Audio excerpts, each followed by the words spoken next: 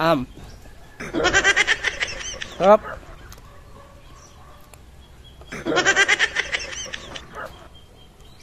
Isa pa. Kainin ko to. Isa. Isa pa rin. Sarap. O nga po pala. Wag akong gayahin ng mga bata. Ang gumagawa nito, professional tambay.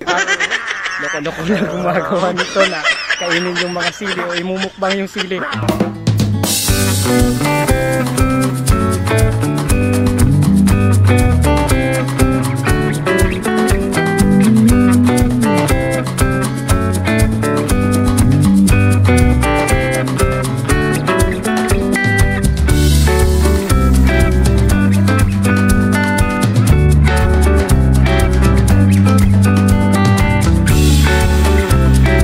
Guys, muli ngayon makukuha po tayo ng giant sili. Eto. Yan. Parang lahi ito ng sili na demonyo kasi mga malalaki po eh. Ito yung giant sili. Yan guys. Makukuha tayo nito. Kaya ano po.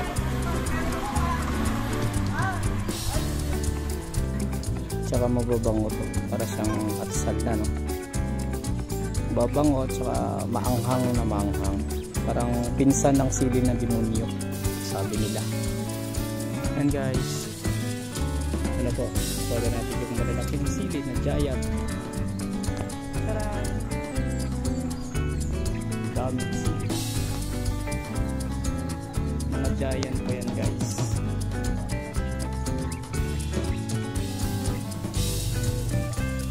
Mangunguha pa tayo. Natin, lagyan natin sa plastic.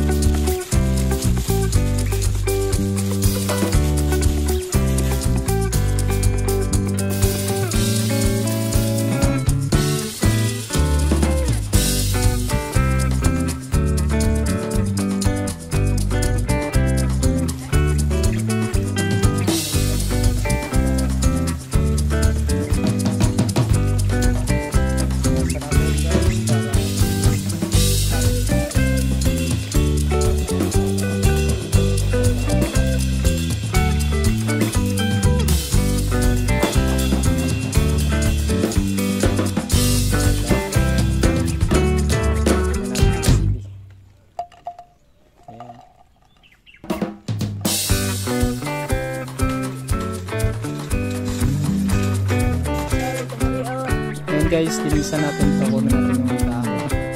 Lagyan natin yung sa gilid. Lagyan natin sa yung dahon sa gilid. Nandito na sa gilid. Sarap nito ilagay sa tinulang manok. Nakaready. Guys, mga giant. Ano to ha? Giant sili. Guys, naka-ready na po yung sili na imumukbang natin mamaya. Pero bago po yon, sasabihin namin yung kung ano pong mga benepisyo ng sili. Ang pagkain po ng sili ay maaaring magdulot ng mga sumusunod na benepisyo sa ating kalusugan. Ito po ay mayaman sa vitamina C.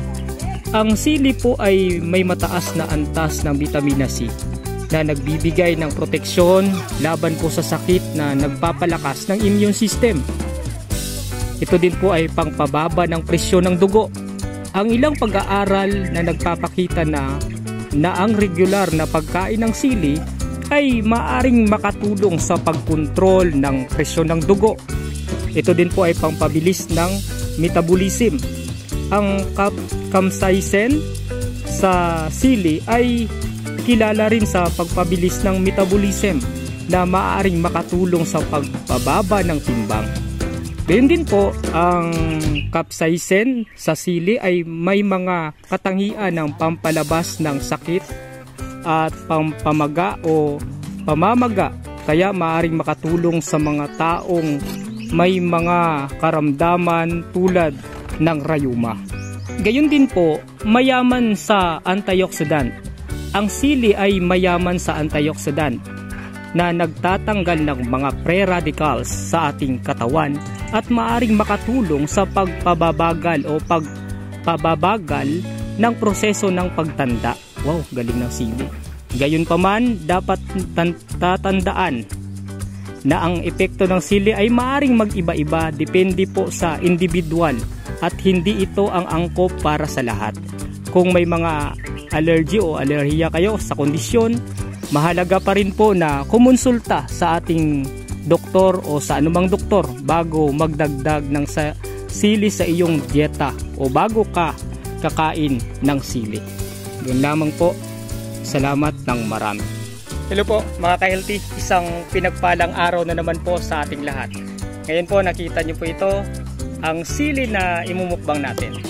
Pero bago po yun, nasabi natin kanina na ano pong mga benepisyo nito at yung pagkain ng sili. Kaya po naalala ko noon na nanonood ako ng movie o yun si John Regala, napanood ko, kinain niya yung sili. Pero maliliit po yun. Ito naman po ay giant sili. Ayan, malalaking sili oh. Tsaka naalala ko, meron din palang sili na violet. At yung parang kalabasa din yung tinatawag nilang sili demonyo. Ito naman pinsan ng siling demonyo. Ayan oh, lalaki ng sili. Tsaka nasabi natin kanina kung ano mga benepisyo nito. Kaya po sa mga bata, huwag kaming gayahin. Sa mga malalakas na sikmura lang ang gumagawa nito. At professional tambay lang po o mga loko-lokong kumakain nito ng ganito. Uubusin to. Pasintabli po o pasintabi po sa lahat na nanonood sa amin. Kaya ngayon, kakainin natin tong sili na to. Try natin.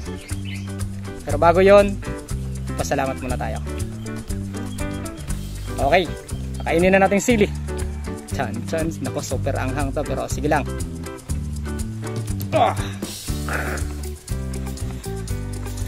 Kainin ko na. Kainin ko na talaga. Kainin ko na nga. No choice ako. Sarap.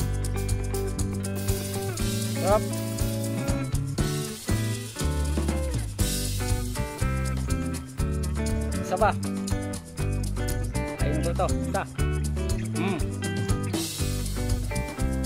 Isa pa rin.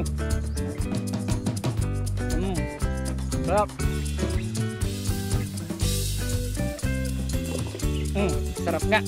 O nga po pala, wag akong gayahin ng mga bata.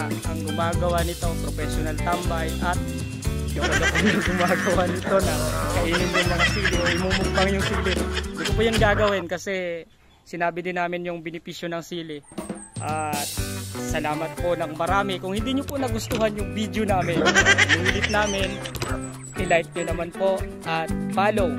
At maging isi-share nyo din po para mabahagi po natin ang dagdag kaalaman po na ang mga benepisyo na ating pinakain. Salamat po ng marami. Kaya ang lagi nyo pong tatandaan ang sabi ng lolo namin o natin, kung walang knowledge, walang power. Bye!